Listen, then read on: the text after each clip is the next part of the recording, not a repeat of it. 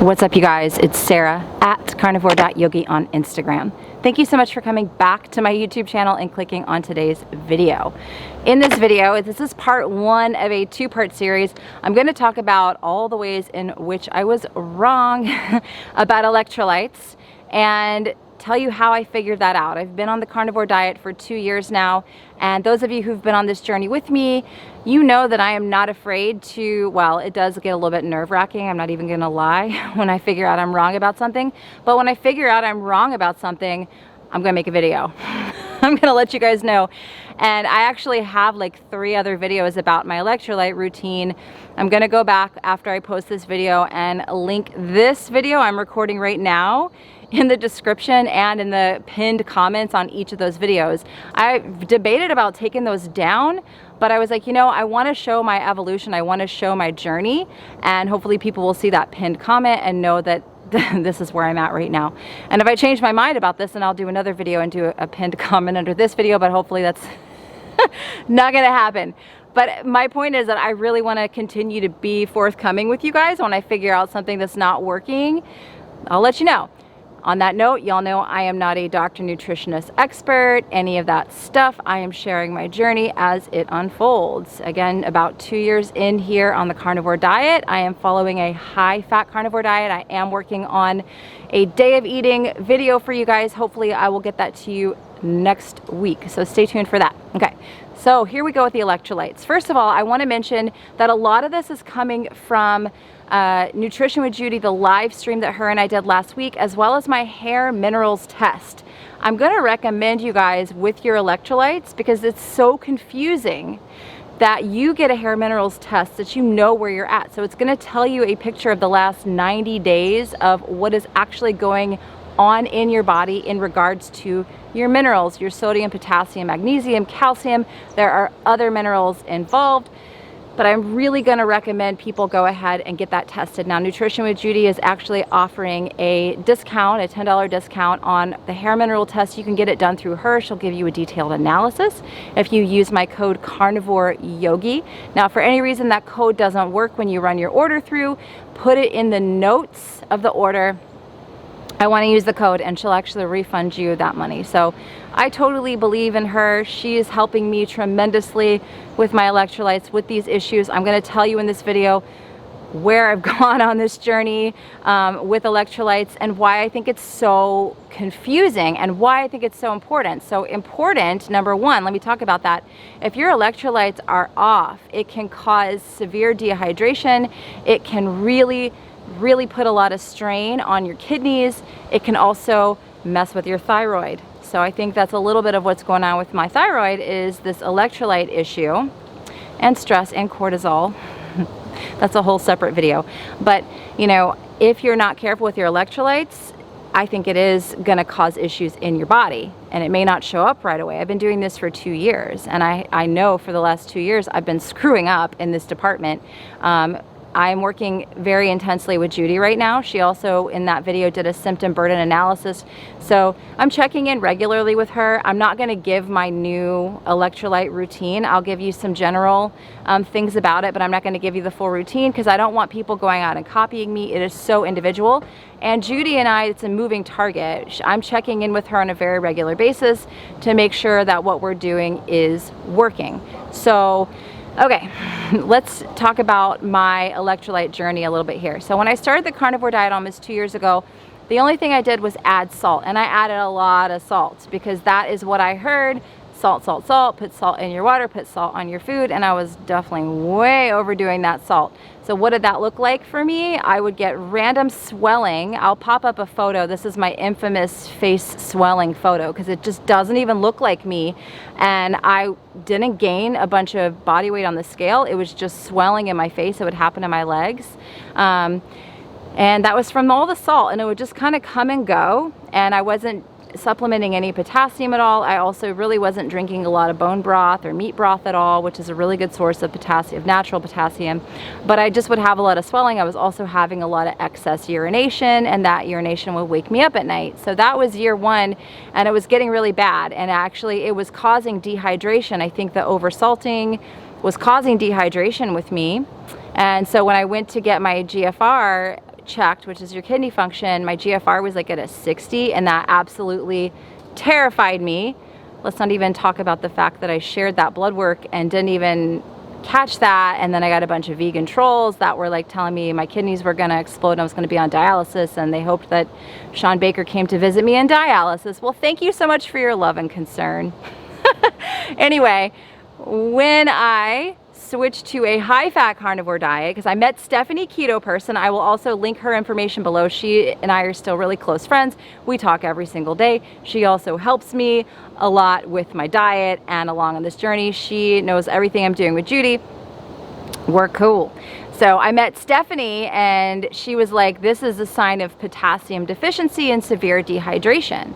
So we cut the salt back. I didn't eliminate it. I went down, and then I added in some supplemental potassium, and I felt better right away. Started feeling better right away. Was doing high-fat carnivore, was feeling good right away. So I was like, okay, I'm cool. I'm drinking my meat broth. I've got my little potassium citrate. I'm good.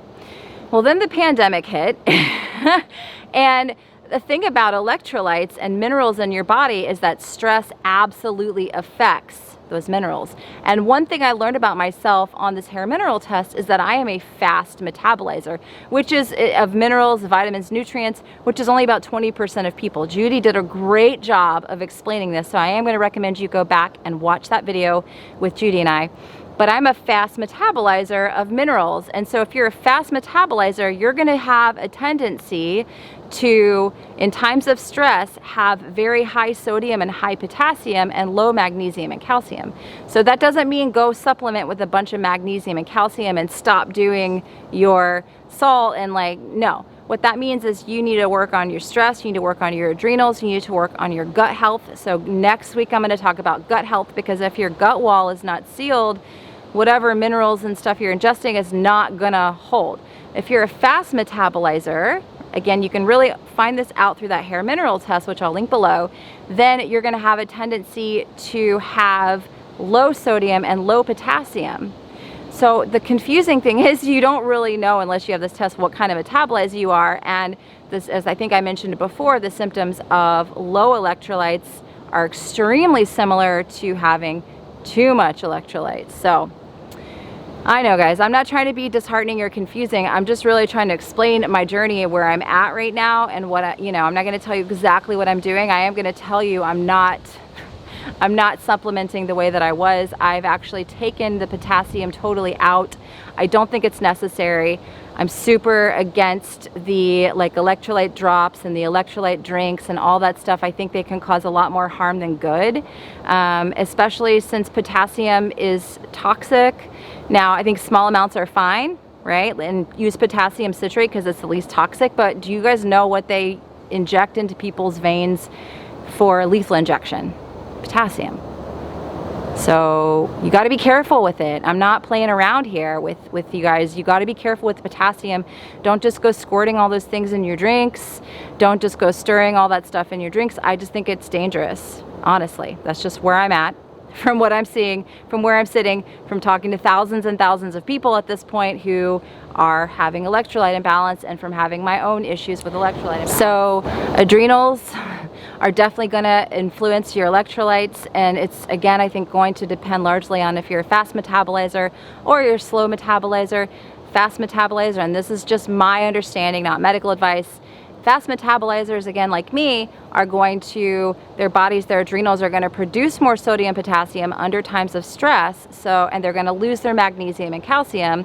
Slow metabolizers, which is 80% of people, which is most people in times of stress, they're going to lose their sodium and potassium. They're going to have issues with those minerals. So this is another reason why it's kind of important to know where you are. Now I want to talk about carbs a little bit. I should have mentioned that in the beginning of the video. I was going to talk about carbs. We're going to get some people triggered.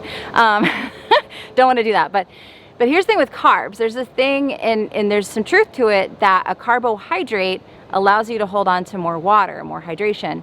So this thing is, like, if you're having trouble balancing your electrolytes, then eat some carbs as a reset. Now, if you are a fast metabolizer, this is not going to necessarily apply to you, because you've already got too much sodium and too much potassium. You're already holding on to too much of those. So adding those carbohydrates in it's probably not going to help. What you really need to work on is your adrenals, and you probably need to cut way back on those supplements. You may not even need them. You may just need a little bit of salt, right?